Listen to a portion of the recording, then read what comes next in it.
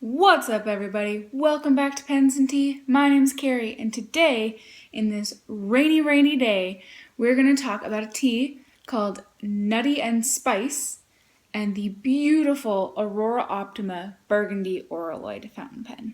So this tea is part of David's Tea's holiday line.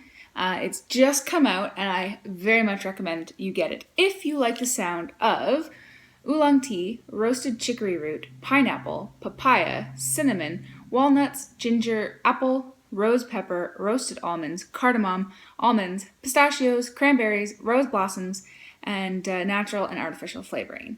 And it contains almonds, walnuts, and peanuts. This has relatively low caffeine. You take about a teaspoon and a bit into your mug of water. And you let it steep for about 4 to 7 minutes. If you like a little bit of a weaker tea, go with 4 minutes. I've steeped it at 4 and it tasted good. It just wasn't strong enough for me. So I let it steep for about 6 minutes and it is delicious. That was loud. This is a 45-gram tin or 1.6 ounces. But you can also buy it loose. So for 50 grams, you're looking at $9.98, which is just a tit shy of 2 ounces for you Americans. I recommend it. I really enjoy this tea. Again, it's an oolong tea, so that's why it's slightly more expensive. But I really like it. It's called Nutty and Spice for a reason. It's almost as if you took like a chai tea and like an apple cider and put them together. I really enjoy it. Like you can see the cardamom pieces, you can get the chicory root, you've got the pineapple pieces. Like you can literally pick these out. You can get the peppercorns. Like, oh man, this is so good. I will be buying more of this before the season goes out. And I can't describe it any better than saying it's like a chai tea mixed with a apple spice cider, because it's delicious. So if you like the sound of that, definitely pick it up. Something I also friggin' love is this Aurora Optima. It is amazing. Like I said, it's kind of storming outside. There's a slight bit of light coming through, but unfortunately not as much as I like. So the quality of this one is going to be a little bit poor. I apologize. I'm working on camera equipment, guys, I swear. But you've got a black, finial at the top, and a chrome clip here that comes down to like a teardrop shape ball. The clip works really well. It's got nice tension, but also like not too much. Around the cap here, you have the word Aurora, and then on the back it says Italy with Greek keying. And I will get a better shot of it all as well. You have a slight taper down to the end of the piston knob because it is a piston pen. And if you can kind of see here, and again, I'll get a better shot of it. Sort of can't really. It is kind of like an engraving stamp. And it says, it's even hard to see like the naked eye. It's beautiful. Fabbrica Italiana di Penne something or others. And it has Aurora Italia label stamped in there. You unscrew the cap, put that aside. You reveal a beautiful little ink window here. The grip section is nice and big with very soft, shallow threads. And there is a bit of a step here, but honestly, it's so far back that you won't feel it with your hands. And then you can see it does definitely jet out quite a bit. So your fingers will not slip into the beautiful nib and the red, again, you probably can't see in this lighting, but the ebonite feed, not ebony, ebonite, is actually a slight red tint to it.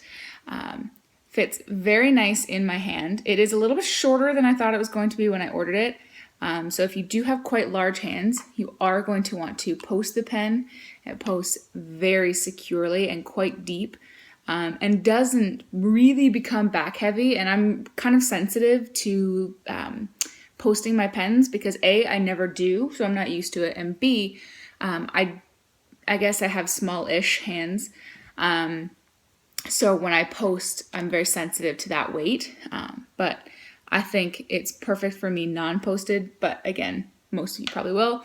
The grip section is a nice width, very comfortable. The longest I've ever written with this, relatively with no stops, is about 2 hours when I was like powering through a bunch of pen pal letters, and my hands were not fatigued, so I really, really liked that.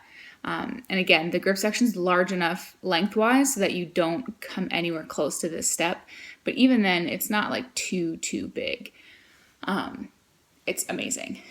And what's really cool about Aurora is the piston seal. Like you can see this little kind of black thing here in that ink window. That's actually the back of the feed. So that's where like the ink will pool out of. So when you are almost out of ink and this window becomes completely clear, if you turn down the piston knob all the way, it will actually put a little clear like plunger over top of that black stick there, like that black portion of the feed, and allow you to use pretty much all the ink that's in your pen, which is really cool because then you can get literally the last drop that's in there, and that's really, really neat. It does, however, make it difficult to clean. So coming to cleaning this pen does take considerable effort. I do not know if there's a way to remove the nib and feed to clean it easier without using tools. I know you can remove it with the same tools that you would buy to remove the Mont Blanc 149, but I do not have that. So if anybody knows of a way to make cleaning this easier without tools, let me know because I'd be very, very interested in that. But other than that one fact, I love this pen. I love it. I bought this from the nibsmith.com, Dan Smith. Funny story, I actually ordered a fine, and he emailed me about 2 hours later apologizing, saying that he didn't have a fine in stock. There was an error on his website, but he had a medium. So he could do a couple things. Either he could send me out that medium, no problem. He could cancel my order, no problem. I could wait a little bit until he got the fine in and then send it out. Or he could take the medium and grind it down to a fine and then ship it to me. So I said, well, the opportunity knocks, so why don't I get a medium fine nib? So that's what I have. This is a medium fine. It is marked medium because that's what it came out of the box. He ground that down to a medium fine. And I also asked him to take away a relative chunk of the feedback. Aurora is known for having pens with much more feedback in them. And I also asked him to increase the flow because I like really wet writing pens. And I could not be happier. This pen was $4.25 US. So right now with the Canadian abysmal dollar, geez, we are pretty much at the lowest we've been in, can't even tell you how long. We're pushing $5.70 for that. So it's definitely an investment. It's a big chunk for sure. But it's worth it because it is never not in my rotation now. But let me flip it around before I lose all of my light altogether and show you guys what this bad boy can do.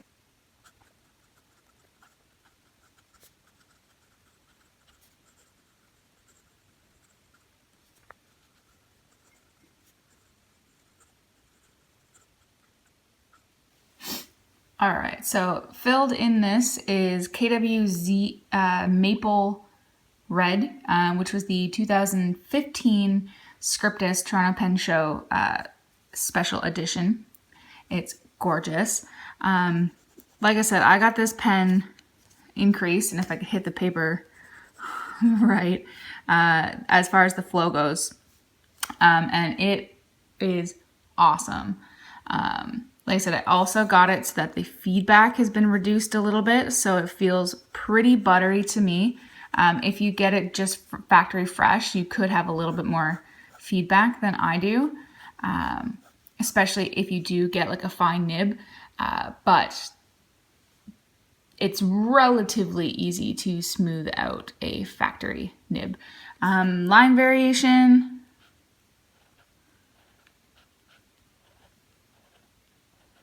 you can get a little bit. It is a 14 karat gold nib, as you can see, proudly displayed in the middle of that scroll work there. So you can definitely squeeze out a little bit. And reverse writing, well, it took a second to start, but once you get it going, you can for a while, and it feels actually pretty dang good. This pen, I've only ever had a hard start once when I left it uncapped for a very long time. But other than that, I have had no issues, no hard starts, no skipping, no nothing. I really, really like it. And I'm so happy that I got it. If you get the chance to pick one up, definitely do so. It's very, very worth it. And I don't think that you would regret it. And of course, there are other colors as well. This one just happens to be the burgundy. But guys, that's going to be it for me today. I appreciate you watching. Thank you very much. And if you haven't done so already, please hit that thumbs up. Leave any comments, questions, concerns, all that jazz down in the comment section below. I do read them all. I try and answer them all, but what I am seeing more often and I'm loving is you guys answering each other's questions. So please, please, please keep that up. And as always, if you hit that hello picture in the middle of the end screen, you can subscribe for new videos every Monday and Friday and the occasional Q&A on Tuesday. Awesome, guys. As always, I'll see you next time. Bye.